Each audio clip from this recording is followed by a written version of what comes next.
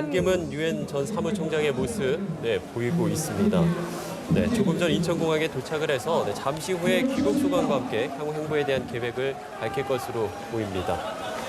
많은 반전 총장의 지지자들로 지지자들의 환호를 받고 있고요. 네, 옆에 부인 유순택 여사도 함께 입국장에 도착해서 모습을 보이고 있습니다. 잠시 후 취재진을 상대로 귀국 메시지를 발표할 예정이고요. 이 귀국 메시지에는 지난 10년간 유엔 사무총장으로서의 활동 결과도 간략히 설명하는 동시에 또 자신을 향해 제기된 박연차 23만 달러 수수 의혹에 대해서도 사실이 아니다라는 입장을 밝힐 것으로 전해지고 있습니다. 네, 어떤 메시지가 담길지 조금 뒤에 함께 들어보시겠습니다. 고맙습니다. 정말 많은 취재진과 사람들이 모였는데요. 오늘 이렇게 모습을 드러낸 뒤에 국민들께 인사를 하고 자신의 입장을 밝힌 뒤에 공항철도를 이용해서 서울역까지 이동을 한다고 합니다. 시민들과 이렇게 더 많은 소통을 하기 위해서인 것 같은데요.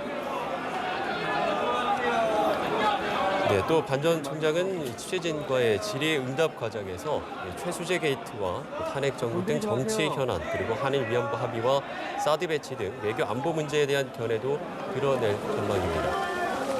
계속해서 많은 환호 속에서 반기문 전 유엔 사무총장의 귀국 장면 함께 보고 계십니다. 저희가 대담을 계속 좀 이어가 보면 그 메시지를 아까 좀 설명을 했어요. 어떤 내용이 담길 것이다 그 말씀을 해주셨잖아요. 계속해서 일단은 지금 국민들이 실망하는 거 권력자가 결국 친인척과 비선실세라고 하는 부분들이 87년 체제 이후에 모든 권력자들이 대통령이 가지고 있던 실패의 가장 핵심적인 원인 아니겠습니까? 그런데 지금 마침 귀국하시는 전날 동생과 조카의 문제가 터졌는데 이거를 적극적으로 좀 활용할 필요가 있다. 본인이 얼마나 단호하게 권력자로서 아니면 대통령으로서 책무를 다할 수 있는지 그런 것들을 좀 보여줄 수 있는 좋은 계기다. 그래서 단호한 입장을 좀 얘기를 했으면 좋겠고요. 박연차 문제에 대해서, 박연차 비자금 문제에 대해서도 좀 여러 가지 설명들을 좀 구체적으로 해가지고 혐의를 빨리 벗을 수 있으면 만약에 그 혐의가 없다라고 하면 그런 쪽으로 전략을 좀 세워야 하지 않을까 이런 생각이 듭니다. 조금 뒤면 잠시 뒤에 입장을 밝힐 것으로 보이는데요. 정말 많은 사람들의 환호 속에서 귀국을 했습니다. 유순택 여사와 함께 입국을 해서 고맙습니다라는 첫 일성을 했다고 전해지고 있습니다.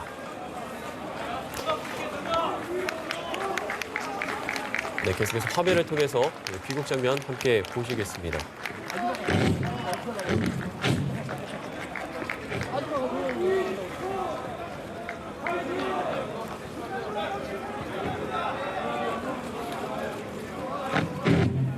이제 아마 마이크를 잡고 귀국 메시지를 전하지 않을까 싶습니다.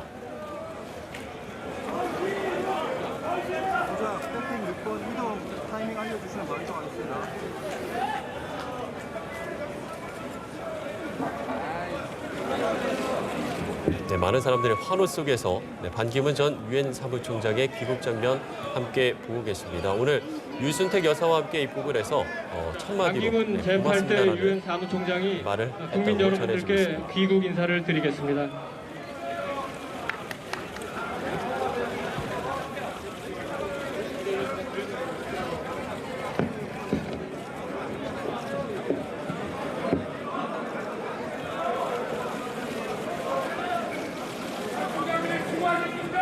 여러분 대단히 감사합니다. 날씨도 춥고 저녁 늦은 시간에 이렇게 따뜻하게 환영해 주신 데 대해서 거듭 감사드립니다. 존경하는 국민 여러분, 지난 10년간 유엔 사무총장직을 마치고 그토록 그리워하던 고국의 품에 돌아왔습니다. 따뜻하게 환영해 주셔서 거듭 감사드립니다.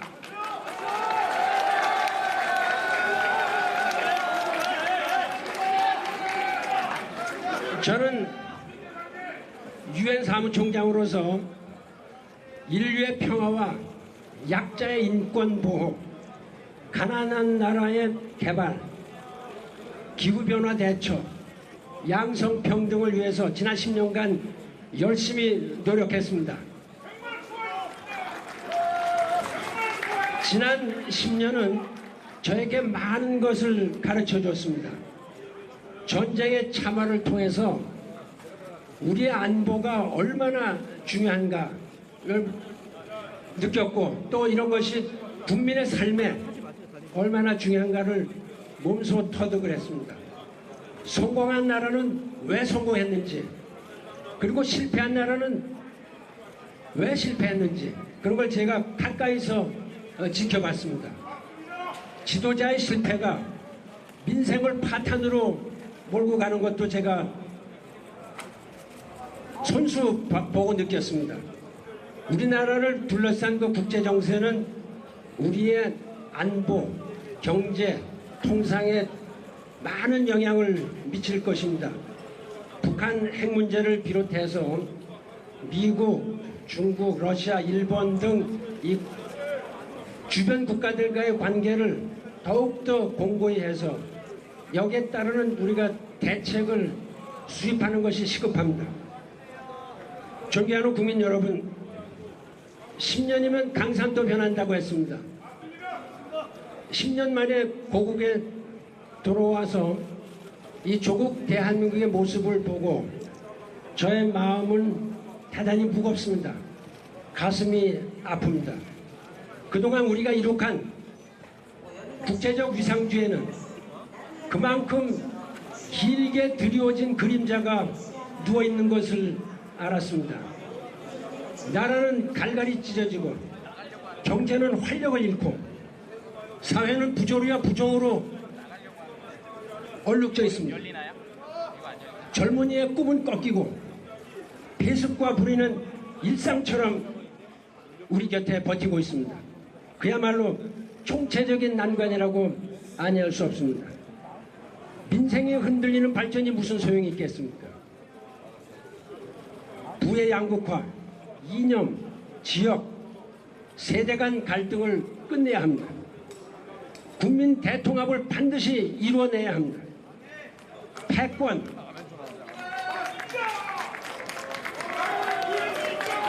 패권과 기득권 더 이상 안 됩니다. 우리 사회 지도자 모두가 책임이 있습니다. 이들 모두 이제는 책임감, 남을 먼저 생각하는 배려, 그리고 희생정신이 필요합니다.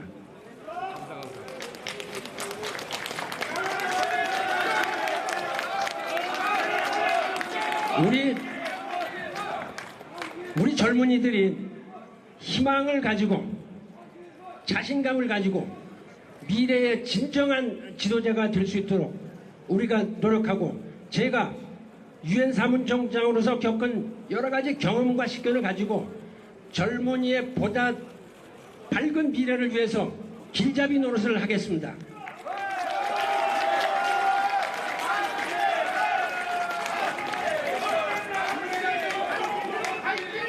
우리 모두가 힘을 합친다면 반드시 이 난국을 이겨낼 수 있습니다. 우리 민족에는 이 국난을 당할 때마다 슬기와 용기, 단합된 힘으로 이겨낸 그런 유전자가 우리 몸에 있습니다. 존경하는 국민 여러분, 그간 저는 유엔 사무총장으로서 쌓아온 국제적 경험과 식견을 어떻게 나라를 위해서 활용할 수 있을까 진지하게 성찰하고 고뇌해 왔습니다. 많은 분들이 저에게 권력의지가 있느냐 이게 물어봤습니다.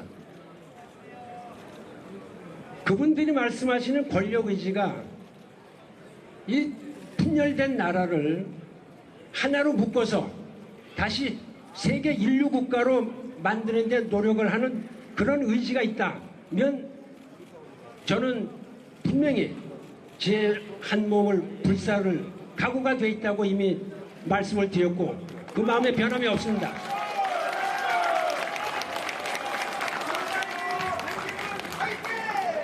그러나 그분들이 말씀하시는 권력 의지가 소위 남을 헐뜯고 무슨 수단을 써서라도 정권을 쟁취하겠다, 권력을 쟁취하겠다. 그런 것이 권력 의지라면은 저는 권력 의지가 없습니다. 오로지 국민을 위해서, 국가를 위해서 할 몸을 불사를 용의가 있느냐? 그런 의지라면 저는 얼마든지 여러분과 함께 하겠습니다.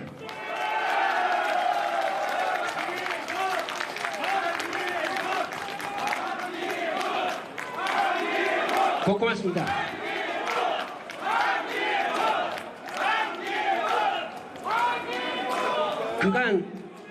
그간 지극히 편파적인 이익을 앞세워서 일부 인사들이 보여준 태도, 유엔과 제 가슴에 큰 상처를 안겨줬습니다. 실망을 안겨줬습니다. 이 어려운 시기에 헌신하고자 하는 저의 진정성, 명예, 또 유엔의 이상까지 짓밟는 이런 행태는 도저히 용납할 수 없습니다.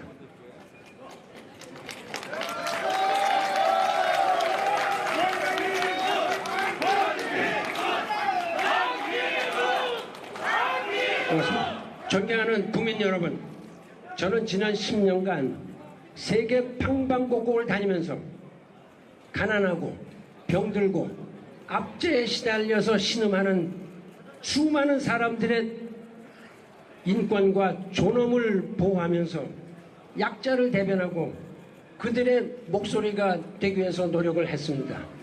힘이 없어 자기 자신을 보호할 수 없는 사람의 보호자가 되었고 목소리가 없는 사람의 목소리가 되어 왔습니다. 어디를 가든 어려운 사람들을 위해서 그 사회 지도자가 마땅히 해야 될 일을 제가 늘 촉구했습니다. 이제 우리 정치 지도자들도 우리 사회 분열을 어떻게 치유할 것인지에 대해서 해법을 같이 찾아야 된다고 생각합니다. 정권을 누가 잡느냐, 그것이 무엇이 그렇게 중요합니까? 다 우리 대한민국 한나라 한민족입니다. 정쟁으로 나라와 사회가 더 분열되는 것은 민족적 재앙입니다. 우리에게는 더 이상 시간을 낭비할 때가 아닙니다. 정권 교체가 아니라 정치 교체가 이루어져야 될 때라고 생각합니다. 네.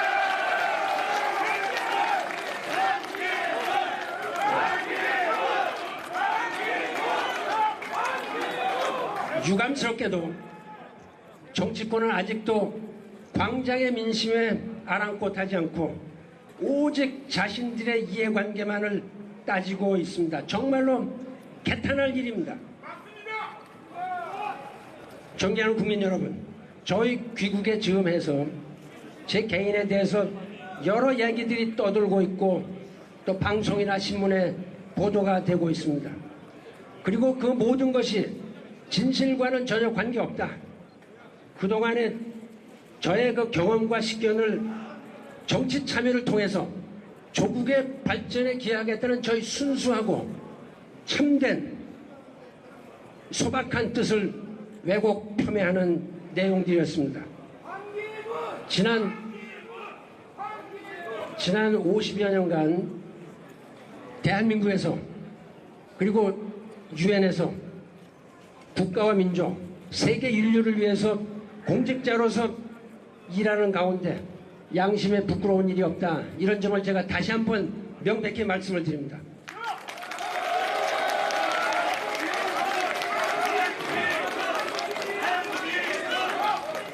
저는 그동안 귀국 후 국민 여러분들의 다양한 의견을 들을 기회를 갖겠다고 늘 말씀드려 왔습니다. 내일부터 그 기회를 갖겠습니다. 그리고 겸허한 마음으로 제가 사심없는 결정을 하겠습니다. 그 결정은 오래 걸리지 않을 겁니다.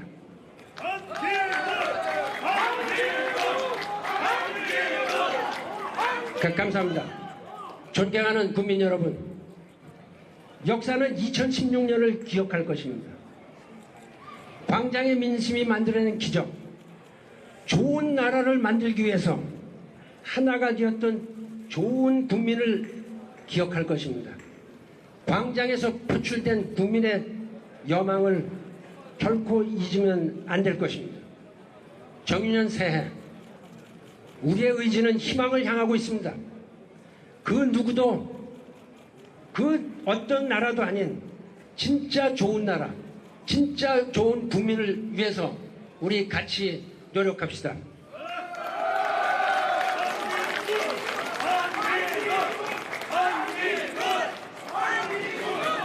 저는 아까도 말씀드렸습니다마는 한국 국민이 과거에 수많은 위기를 당하면서 그때마다 우리 국민 특유의 저력, 용기를 발휘한 것을 보아왔습니다. 저는 대한민국의 국민의 애국심은 깊이 믿고 있습니다. 현재 상황을 저는 그렇게 비관적으로 보고 있지 않습니다. 한국 국민이 잠시 서로 이견이 있고 또 다툼이 있지만은 이런 정쟁을 중단하고 우리 국민 본래의 뜻과 결의 그리고 애국심을 발휘한다면 마치 아침 새벽의 태양이 어둠을 뚫고 솟아나듯이 다시 밝은 새 아침을 맞이할 수 있다고 저는 확신합니다.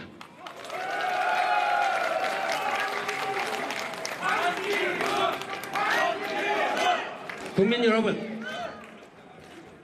용기를 잃지 마십시오. 용기를 가지십시오. 우리 하나가 될 수 있습니다. 힘을 합치면 불가능한 것이 없습니다. 여러분 대단히 감사합니다. 따뜻하게 환영해서 감사합니다.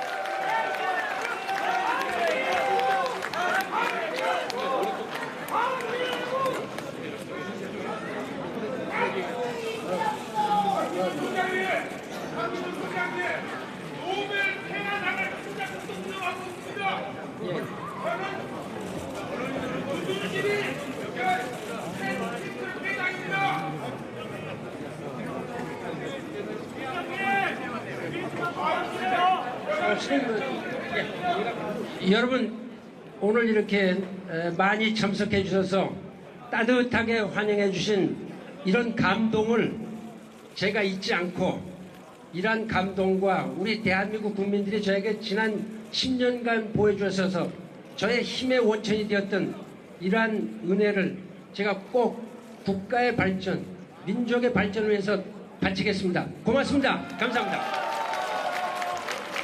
자, 그러면 반기문 제8대 유엔 사무총장의 귀국 인사를 이것으로 마치겠습니다. 감사합니다. 네, 반기문 전 유엔 사무총장의 귀국 메시지 함께 그 들으셨습니다. 질문 제가 하실 질문이 있냐고 그러니까 질문을 안 하셨지 않습니까? 네.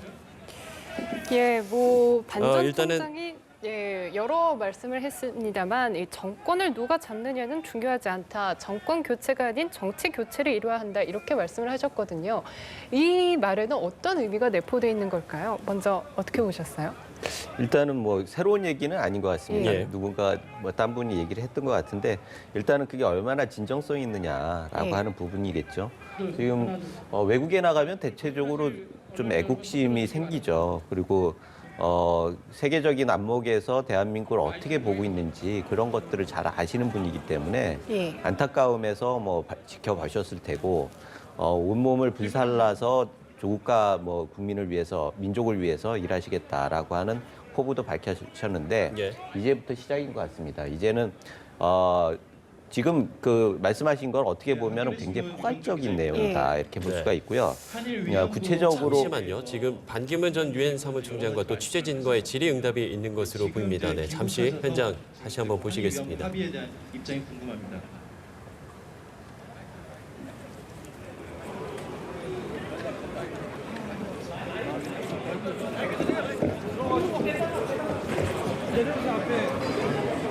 예, 감사합니다. 제가 작년에 박근혜 대통령님과 전화 통화한 내용에 대해서 많은 그 여론이 있고 또 비판도 있고 오해가 있는 것 같습니다. 유엔 사무총장으로서 분쟁이 있는 당사국들 간에 협상을 통해서 분쟁을 평화적으로 해결하려는 이런 노력, 그리고 어떤 완벽한 결론은 아니더라도 중간 단계든지 그래서 양국 간의 합의가 이루어지는 경우에 저는 늘 그러한 협상을 통한 합의를 환영하고 격려해 왔습니다.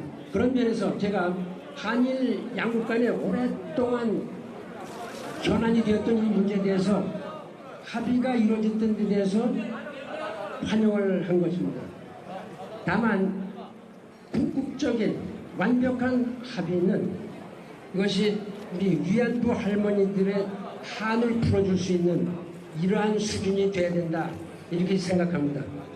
최근에 부산의 소녀상 건립과 관련해서 일본 정부로부터 여러 가지 이의가 있는 것으로 알고 있습니다.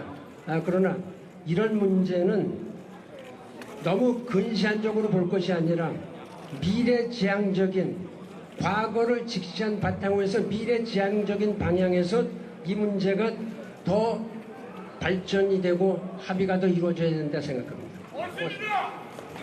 질문 하나만 더 받겠습니다. 네. 이대일 유진영 기자입니다. 그 유엔 협약 같은 경우에 출마 공론에 대해서 기자로 있고요.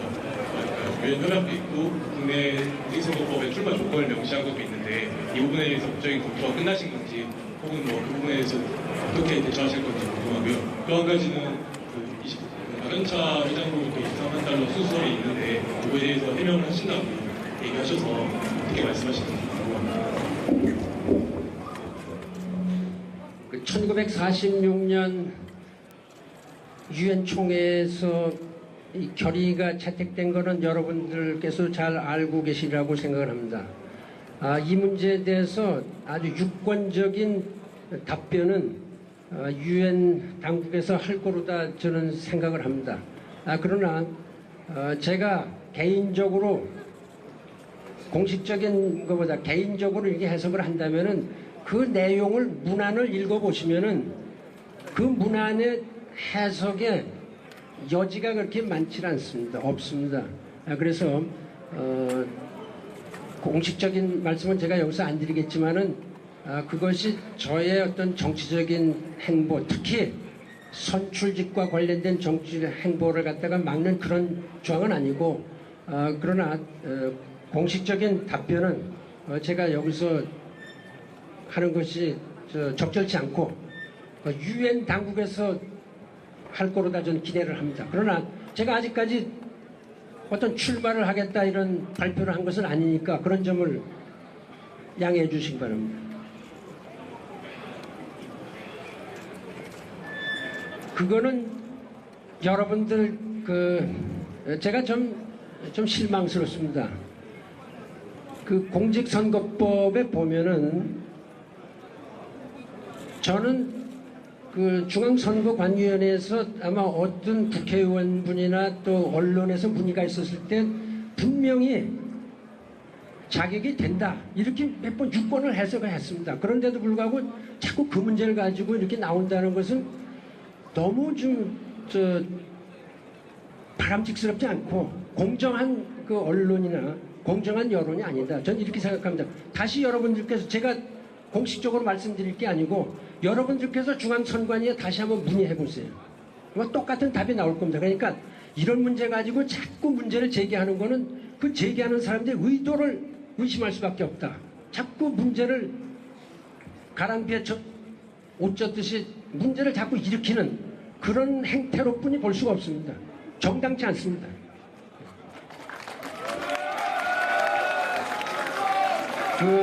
박연차 씨가 저에게 금품을 전달했다. 도저히 제가 이해할 수가 없고 왜 제 이름이 거기에 등장했는지 알 수가 없습니다. 이 문제에 관해서는 제가 이미 분명하게 제 입장을 밝혔기 때문에 제 말씀이 진실에서 조금도 틀림이 없다. 제가 아주 분명하게 말씀을 드리고 제가 얼마든지 거기에 대해서 자신 있게 말씀드립니다.